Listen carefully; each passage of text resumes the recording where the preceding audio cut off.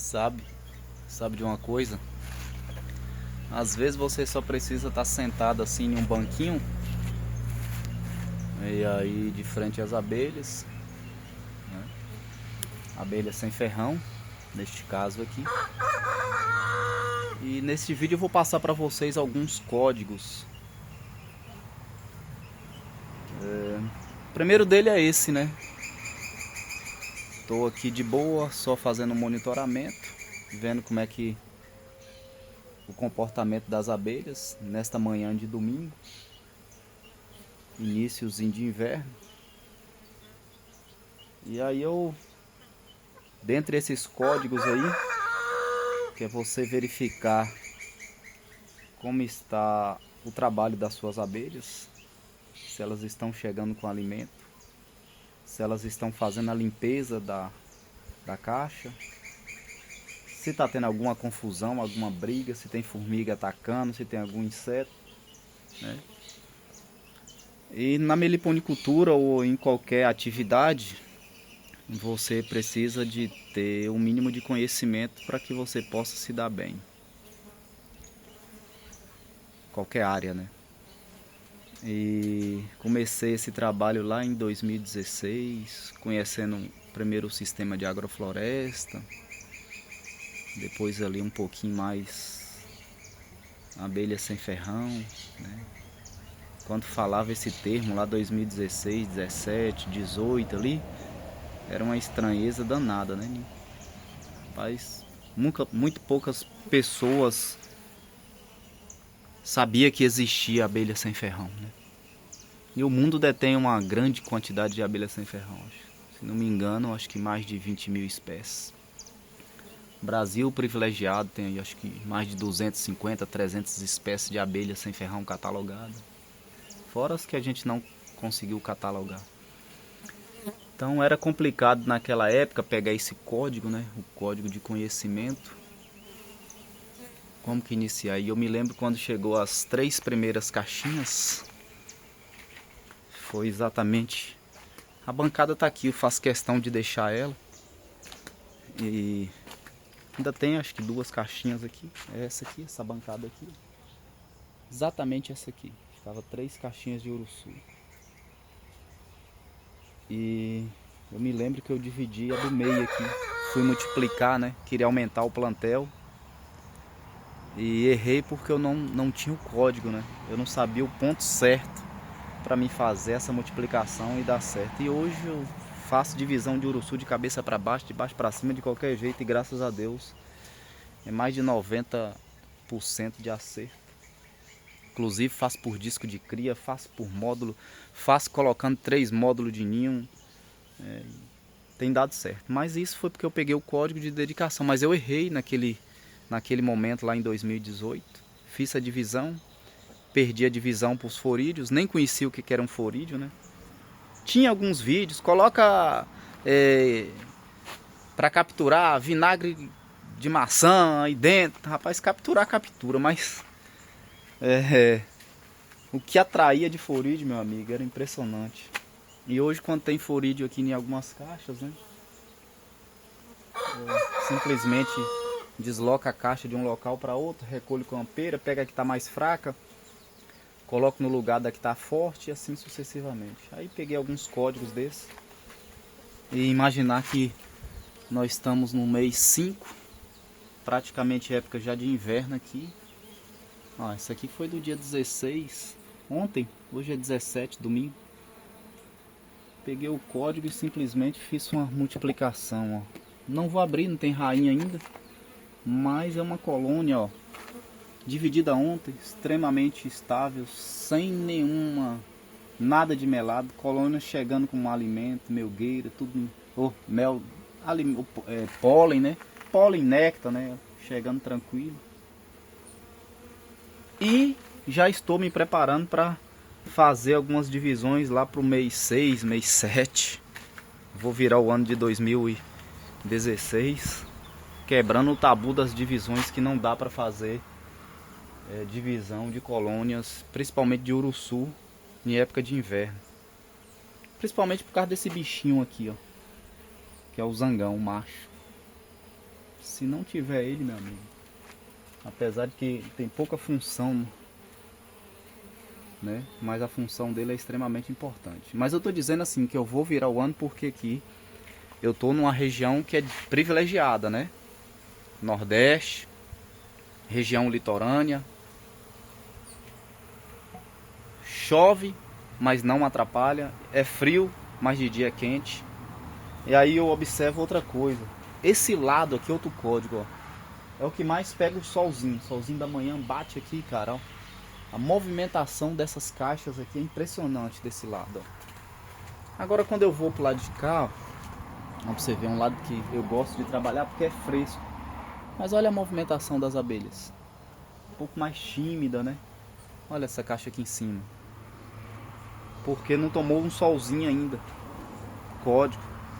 A abelha precisa de uma colônia virada para onde o sol nasce, para ela já sair de manhã cedo, já trabalhando mais rápido. Pega o código. Mas ela não pode tomar sol intenso, tá? Também tem isso. Tá vendo? Lá de cá um pouco mais tranquilo, ó. Essas aqui já começam a tomar um pouquinho de sol. Então precisa, a movimentação como é que tá lá.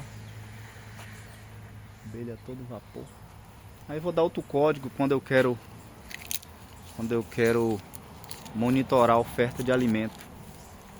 Vou pegar uma caixa que eu vou poder ficar aqui de frente para ela, sentadinho aqui como eu iniciei o vídeo, ó. Num banquinho escorado, fazendo meu monitoramento. E aí eu vou tampar essa caixa aqui. Vou tampar aqui com a folhinha. Vou tampar mais outra. Deixa eu ver como é que está aqui a oferta de alimento. A oferta de alimento e a força, né, da genética, né? E se a genética tá boa.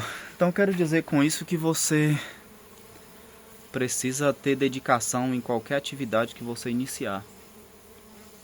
E algumas atividades elas não dão certo porque as pessoas recebem de graça, né? E aí não sabe o real valor. E acaba entregando o código para outras pessoas. Mas se você dedicar, você consegue se dar bem em qualquer atividade, né? Principalmente em uma atividade nova, né? Meliponicultura, ao termo, né? Que nada mais é do que a criação de abelhas nativas brasileiras sem ferrão. E aí, ó, olha para vocês verem a força da genética. Talvez o sol atrapalhe um pouquinho, deixa eu ficar aqui, ó.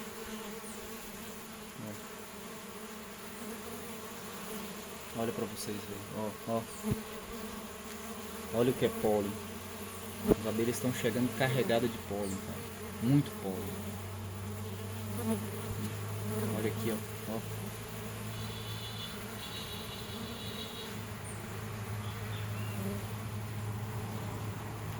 Chega, rapaz, é porque o vídeo, acho que a câmera não consegue a lente capturar.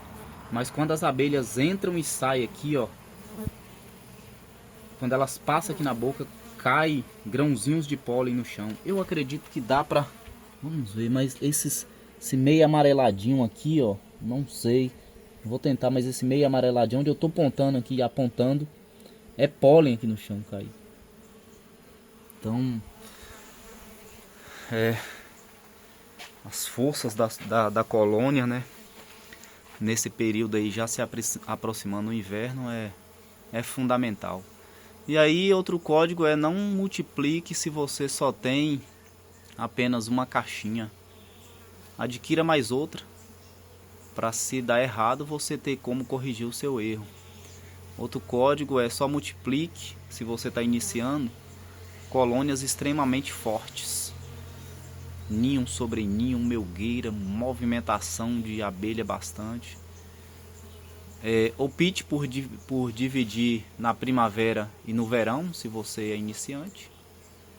Mas, se a sua região permite e você tem uma quantidade boa de colônias de abelha, dá para fazer dependendo de qualquer estação que seja, né? Pelo menos por enquanto aqui para mim. tem dado certo, mas a gente vai errando, né, e aprendendo com os erros, trocando conhecimento com pessoas que já estão há mais tempo na meliponicultura, né? E nesse vídeo é só passar para vocês assim um pouco dos códigos, né, que eu aprendi durante esses anos. Se você se sentir que eu contribuí com alguma coisa de conhecimento aí, fortalece no like, se inscreve se gostar desse tipo de conteúdo, né? Eu quero da agora para frente trazer uns vídeos mais voltados na questão econômica dessa atividade. Atividade de abelha, atividade de roça, né? Para aqueles que não sabem, eu sou técnico agrícola, exerço a função há mais de 15 anos, né? Então acredito que eu tenho um pouco de propriedade, né? Um pouco de conhecimento para contribuir com vocês, né? Então eu vou trazer um pouquinho mais quanto eu gasto, por exemplo, por ano aqui na atividade, quanto eu ganho, qual é o que me traz mais renda hoje, né?